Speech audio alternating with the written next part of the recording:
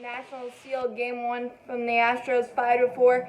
If Game 1 is any indication, give me 6 more, please. This is great as a baseball fan overall.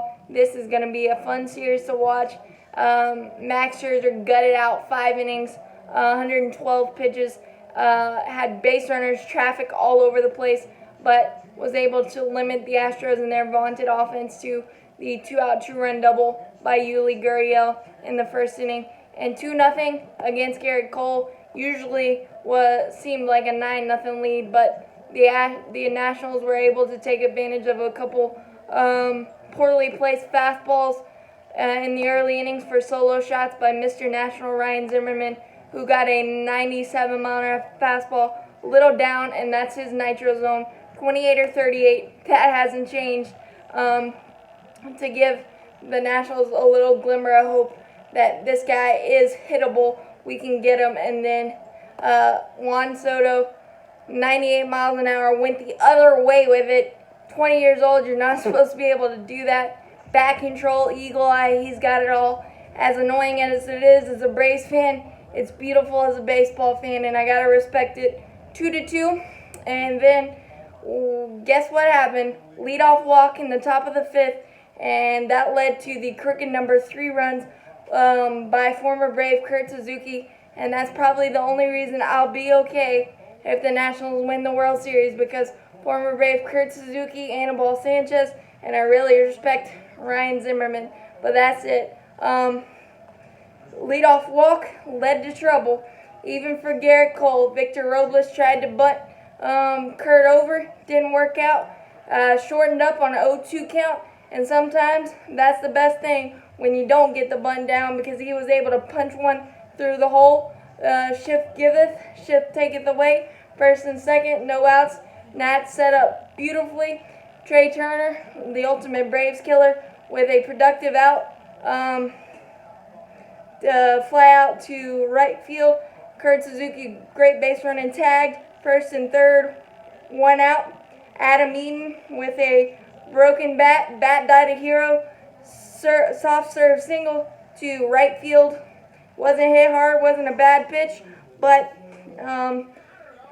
perfectly placed. So Nats up 3-2, and then Anthony Rendon with a broken bat grounder to Alex Bregman, really slowly hit, and that helped him big time because he was just able to beat it out, and that was key because it brought the villain for the Astros of the night up again, Juan Soto, who took a 90-mile-an-hour slider or changeup the other way again.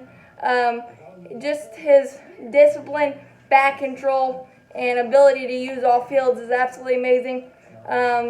Poked a 2-out, 2-run double to left off the Crawford boxes. Up, Nationals up 5-2. I was a little surprised they used their projected Game 3 starter, Patrick Corbin, for the bridge 6th inning, but I do understand it. Use your best to get to Daniel Hudson and Sean Doolittle. He was able to have a clean 6th. He had to throw about 22 pitches, so that may play, and I don't like it necessarily because the Astros were able to see Corbin's nasty slider, so they may be able to recognize it during his start. But you got to steal Game 1, so I get it. And then in the 7th, that was the big spot of bother as Tanner Rainey gave up a leadoff homer to George Springer. Absolutely killed the ball. 5-3, his 5th homer in the World Series, 5th straight game where he's homered in the World Series, which is just nuts in itself. But 5-3, that stadium had a life again, and then got in a little more trouble with a base hit and a walk to Bregman. Hudson was brought in after that. Although Tanner Rainey was able to strike out Jose Altuve on a nasty slider, which ended up playing big.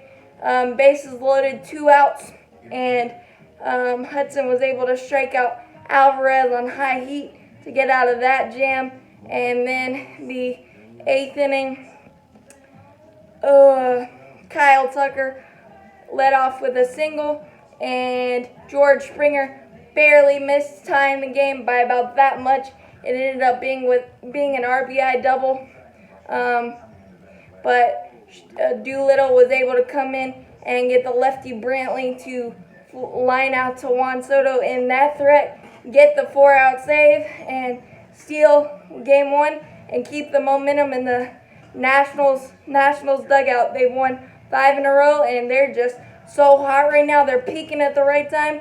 Who knows? It may be their time. But the one thing that concerns me for the Astros, they were 3 for 12 with runners on base, left 11, a lot of opportunities. But the more concerning thing is their MVP candidate, Alex Bregman, has gotten a little bit of the Joey Votto syndrome, taking a lot of pitches. He's still walking and that stuff, but he needs to do damage. He needs to not let those straight fastballs go by in 2-0, 2-1, 3-0 counts. Can't do that. You want him to hit doubles and homers, not walk. But that's the big thing for the Astros. If they want to get their second ring, they need their MVP candidate to heat up big time. Strasburg going for the Nationals to take the commanding 2-0 lead, or will Justin Verlander be the stopper for the Astros? We'll wait and see, but this one was fun.